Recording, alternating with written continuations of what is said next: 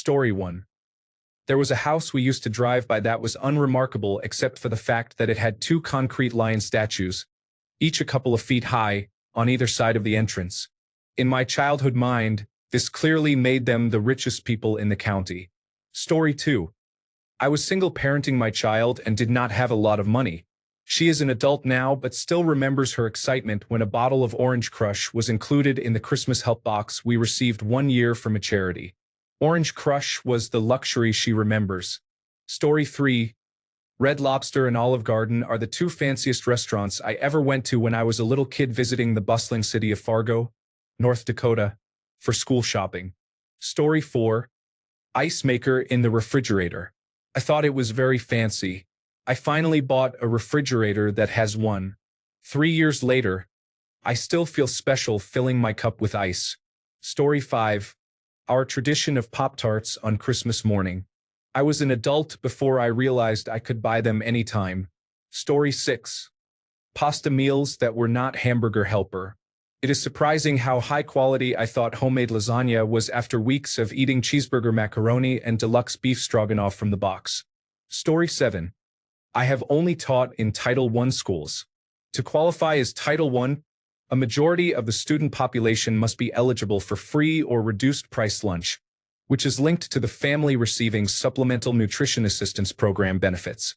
In one school district, the principal of a more affluent school organized a cereal drive. She collected hundreds of donations of brand-name cereal, wrapped them as Christmas presents, and delivered one per child to every Title I student. It breaks my heart to hear the eagerness and excitement in their voices when they unwrap a present and find brand-name cereal. Some things I heard were, "Look, it's in a box, not a bag. I've never tried these before. I can't wait to share this." Then the COVID-19 pandemic happened. It became too difficult to coordinate the cereal drive with everything in lockdown. The leading principal retired, and no one took over the program. I left the district 2 years ago, but their voices stay with me. Story 8. I grew up in a middle-class family in Latin America. I always considered luxury things like McDonald's, taking a taxi, flying on a plane, simple snacks like chips or cookies, and going to amusement parks. Story 9. Kid cuisine meals. My mom would sometimes get them for my little brother and me on weekends, the best weekends. When I got older, I realized she wasn't spoiling us. It was just because she didn't want to cook. Story 10. Motel rooms, especially a Holiday Inn or similar, were preferred. If we traveled somewhere, it was common for my father and mother to take turns driving straight through to avoid buying a room. Sometimes he would make us sleep in the car. He usually planned trips around places where we had family to stay with overnight.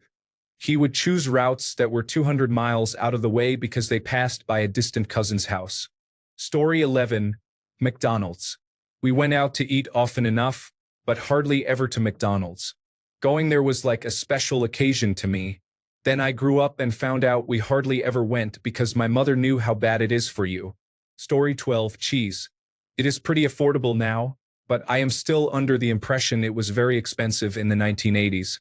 I am referring to grocery store, vacuum-sealed dairy section cheddar cheese, not the fancy products from the deli area. The way my mother rationed that cheese will never leave my memory. Story 13. Having the air conditioning on in the summer, my parents taught me it was only for the absolute hottest days, like 105 degrees Fahrenheit or higher. The rest of the time, just use a fan. As an adult, I realized that although my electric bill is a bit higher in summer, that expense is absolutely worth it to be comfortable and not sweating in my own home. As far as I am concerned, making each day slightly more comfortable is actually the most effective use of money beyond things like food, shelter, and healthcare. Story 14. Fries. My parents were very frugal, and we only went out to eat twice a year to celebrate good grades at the end of the semester. They always ordered fried cheese or chicken steak with fries for us. That was the ultimate luxury for me because we never had fries at home. It took me growing up to realize that our parents' celebratory meal, for us, was the cheapest thing on the menu. Story 15. I got a 10-speed Raleigh bike for my 13th birthday, which my entire family, including grandparents from both sides, pooled in to purchase. It was a huge deal. Story 16. If we were very good, my mother would reward us with a dinner of rice with raisins and real whole milk, not the surplus powdered milk. Rice was a special treat. Story 17. Canned fruit cocktail. I got it only when a friend invited me for a sleepover, and I got the maraschino cherry. Story 18. After Eights chocolates, we only ate them at Christmas. The same with mint matchmakers, but the After Eights felt more luxurious for sure. Story 19. Great question. I thought those tiki torches you see on decks were very expensive. I learned later that they are about $10 each. Story 20. Those little chocolate drop kisses. I only had them a couple of times during the holiday season, so I thought they were expensive. It turned out my parents did not buy them often because they said they tasted like soap. Story 21. Name brand soda. If we were lucky enough to have soda, it was always the store brand. Does anyone here remember yellow brand cola? It was not until I lived on my own that I realized a 2-liter of Coca-Cola or Pepsi was about $1.25. This was back in the 90s. Story 22. Salt. I grew up in a household where every product was either low sodium or no sodium. Canned goods, snacks, any meal cooked was without salt. I was a really skinny kid growing up, and then when I got older, I found out that food tastes so much better with one simple ingredient. Story 23. One Christmas, I bought Cool Ranch Doritos as a snack to put out instead of the regular ones. I don't know why, I was just switching it up. My daughter, who was 4 at the time, thought they were the fancy Christmas Doritos and insisted we could only eat them at Christmas time. 4 years after that, we only bought the Cool Ranch ones during the holidays. Story 24. Real potatoes. I seriously thought they were expensive. We only ever had them at restaurants. Story 25. Hot dog buns. We mostly used slices of bread since we already had them in the house. We were not poor. It was just laziness. Story 26. Laptop computers. As a teenager, they cost at least $2,000, which is $4,000 in today's dollars. Now you can get them for as little as $200. Story 27. The thing is, many things that were luxuries when I was a child are not anymore. Even eating out was rare. Now most children are accustomed to eating in pubs or restaurants. We only had one television downstairs. Then we got a portable television in my parents' bedroom. It was black and white, and this was in the late 1980s. I remember buying a portable compact disc player around 1991. It cost me £100 at the time. Story 28. Seriously, any restaurant, including fast food places. As a family, we never ate out and we cooked and prepared our own food. I was brought up thinking that only wealthy people ate anywhere else. Story 29. Curtain hooks. When taking down curtains for washing, we had to count and store the hooks carefully. When rehanging the curtains, there was great anxiety to ensure there were enough hooks. There was much relief when the numbers always matched. I have no idea why my mother was so anxious about losing these things that came in a pack of about 100 for $1. Story 30. Cheesecake Factory. Growing up, we considered it a luxury place to eat. The food was terrible, overpriced, and excessively portioned. Story 31. Mountain Jacks brought the desserts out on a cart. Felt special and expensive. The first time I went as a kid, my little brother was about 3 years old and started picking up and taking all the desserts because he thought they were free. Story 32. Good socks. I got a 3-pack of good cotton socks for sports each year until I was in high school. Most of the time, I had worn out or poor quality socks. Story 33. Ritz crackers instead of saltine crackers. Fresh green beans instead of canned green beans. Name brand shoes instead of discount store shoes. Stay-at-home mothers. Getting dropped off and picked up from school. Story 34. Kool-Aid. We lived on milk and water. There was a blizzard in central New York in 1966. Cars and milk delivery trucks could not get down the roads for a week. Milk was sold only to families with young children, toddlers. My mom got Swiss Miss hot cocoa at the only store within walking distance. It was much better than Carnation instant milk from a box. Story 35. Toys. Growing up, they were something very special and always a great event on birthdays or Christmas. Then I had a child, took him to Toys R Us when he was 1 year old, and could have bought anything just like that.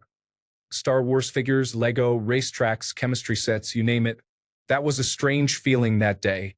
Story 36. As a child, I felt confused when certain classmates said they went to Disney World. I thought you had to have lawyer or doctor parents to go. It is expensive, but not in the way I thought. I still have never been there. Story 37. Clothes that were not handed down from older siblings. We lived a comfortable life in the suburbs, but I had to buy the first new clothes I ever owned. Story 38. Fast food restaurants, we never even went near them when I were a kid. When I started earning my own money, I had to overcome the fear of going into any of these, like McDonald's, to realize they were not even expensive. I still have this anxiety about some restaurants I have never been to. Story 39. You are probably too young for this, but when I was a kid, wealthy people mounted can crushers in their garages. You could also just use your feet, but why not use a device? Story 40. I grew up on a farm, so going out to eat was very infrequent and a big deal. Now that I live in the city, I still do not eat out a lot, but it is definitely more normal. Story 41. Tonics tea cakes. When I was a kid, we had them at Christmas along with snowballs, which are like a marshmallow coconut treat. Story 42. Sparkling cider. We only had it at Christmas or New Year's, so that probably contributed to why I thought it was pricey. Costs $3 to $4 today. Story 43. Birthday cakes from the grocery store. I don't think I saw a custom, professionally decorated birthday cake until high school. Story 44. Seasonal tablecloths on the kitchen table were out of our league when I was a child. I treat myself to them now, and it makes me very happy. Story 45. The strawberry candies have wrappers printed to look like the berry, with a twist at the top resembling the leaves. I only had them at my great-grandmother's house, and we were limited in how many we could take. Story 46. Pouring cereal in one of these plastic containers, they cost like $40 each, but that is far from luxury. Also, people who used personal tablecloths, now my wife uses them and I like them. I always tell her I feel like we are rich. Story 47. Socks, underwear, hats, pillows, sheets, matching towels, matching dishes, costume jewelry, salt and pepper grinders, air freshener. Story 48. Pepperidge Farm goldfish crackers. I think I had them twice as a kid because my mom said they were too expensive. Story 49. When I would hang out at my uncle's house growing up, he would make me top ramen, and I thought it was a kind of delicacy. Story 50. Soft drinks were luxury items. If one of my siblings or I had tummy problems, my mother would go to Woolworth's lunch counter and get Coca-Cola syrup. Not a real Coca-Cola, just the syrup. It worked like a charm. Normally, if we wanted something to drink, it was sweet tea anytime except breakfast. Then you had to drink white milk. Story 51. Trash pickup service. I grew up in a rural area where we had a burn barrel for anything that could be safely burned, and we drove the rest to the landfill ourselves. Story 52. As a little child, I thought children whose sandwiches were cut diagonally were the wealthy children, and those of us who were not wealthy had to have our sandwiches cut into rectangles. Story 53. Liquid that was not Kool-Aid, Sunny Delight, or milk. I remember my grandfather used to give us caffeine-free Diet Pepsi, and we went wild for it.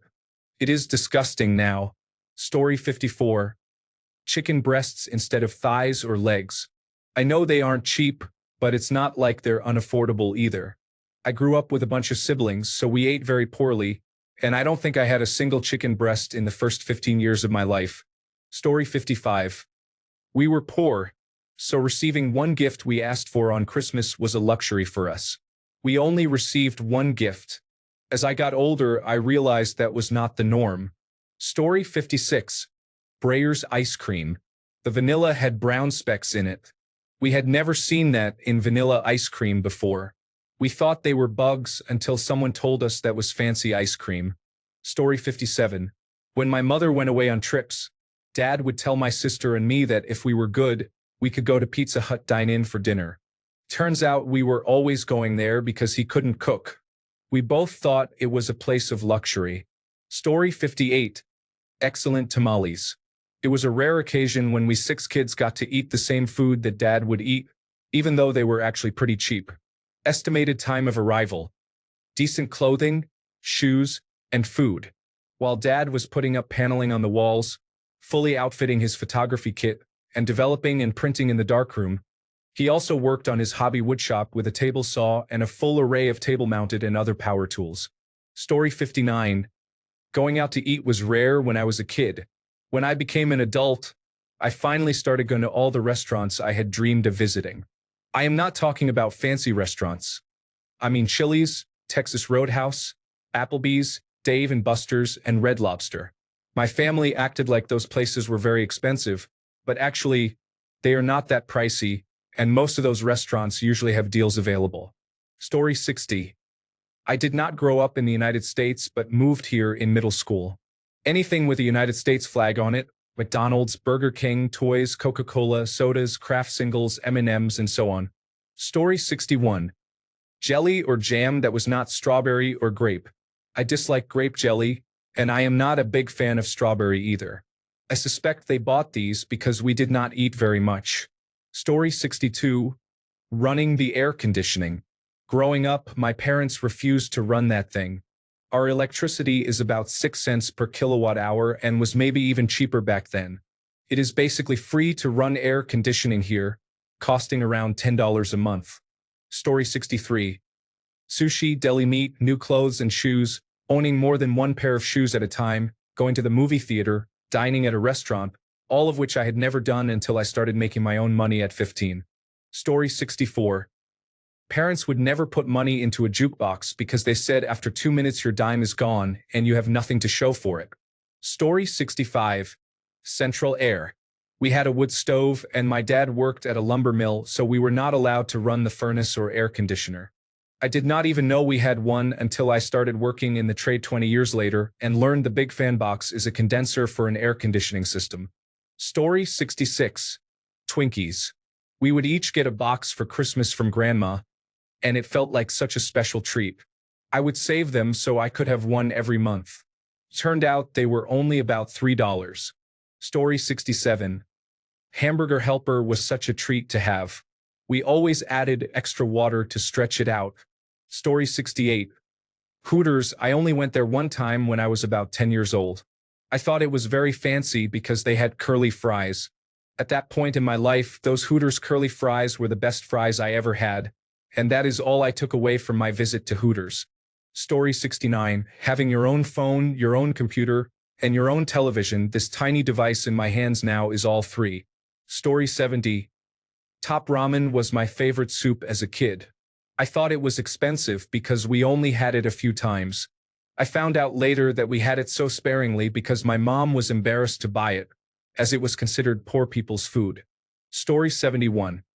My wife felt sad when I told her that I was raised to believe that buying products from the as seen on television, Nickelodeon, and Disney advertisements was unusual and only for wealthy people. She had quite a few of those growing up. Story 72. Broccoli and frozen pizza. My mother said we never ate broccoli because it was too expensive. As a result, I thought we were poor if a vegetable could be too expensive. I also believed that the frozen pizzas we sometimes had were very fancy because they had tiny pieces of broccoli on them. Story 73. I was born in Iraq in 1995 during the sanctions, so we could not get any exotic fruits. If my mother bought me a banana, I would eat it out in the street to show it off to the other children. Story 74. This is very specific, but in-app purchases. When I was a kid on Habbo Hotel and LiveJournal, I was never allowed to use my parents' credit card to buy upgrades. Now that I am 34 and can buy whatever I want, it still feels forbidden. Story 75. I grew up in Florida, so a car with functioning air conditioning was essential. In the 1990s, my parents drove old cars from the 1970s and 1980s. We would ask them to turn on the air conditioning, but the cars only recirculated warm air. Story 76. My husband grew up middle class in Metro Atlanta and did not have air conditioning at home. He had never lived with air conditioning until he went to college in 1985. Ironically, my dorm at the same college was the only one without air conditioning, and we thought we were the tough girls. I grew up with air conditioning. Story 77. At the petrol station, Mom could only ever afford to put $20 of petrol in at a time, and I thought my grandmother was very rich because she would fill the tank right up. Story 78. Eating at restaurants was once a special occasion, birthdays, graduations, or Christmas. During my working holiday in Australia, I realized most backpackers and locals frequently enjoyed meals at pubs or cafes without it being a special event. Story 79. Unlimited salad bar. I loved it as a vegetarian child, and my parents loved it even more because it was free for children. What did I know? Story 80. McDonald's. I am not kidding. It was a rare treat and we could only get what we had a coupon for. Our family of 4 shared one large soda. Story 81. Touch tone on my home telephone.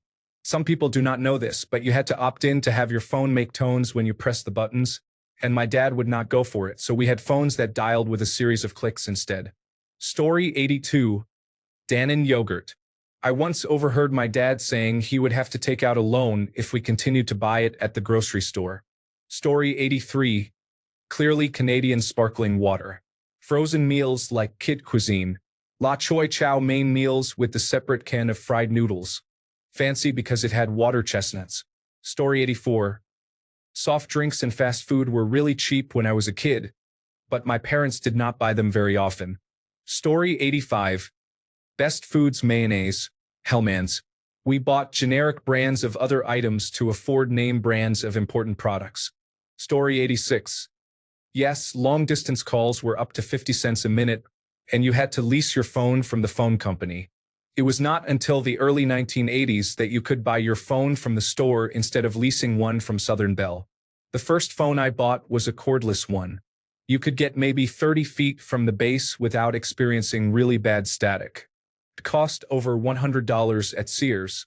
Regarding microwave ovens, I bought one for my mom in 1976 for Mother's Day. It was $400, and I had saved my money for months to afford it. Mom was very happy to receive the microwave but did not know how to use it. So she took a class on microwave cooking taught by the power company. Story 87. I grew up upper middle class, so many of my friends and I had pools.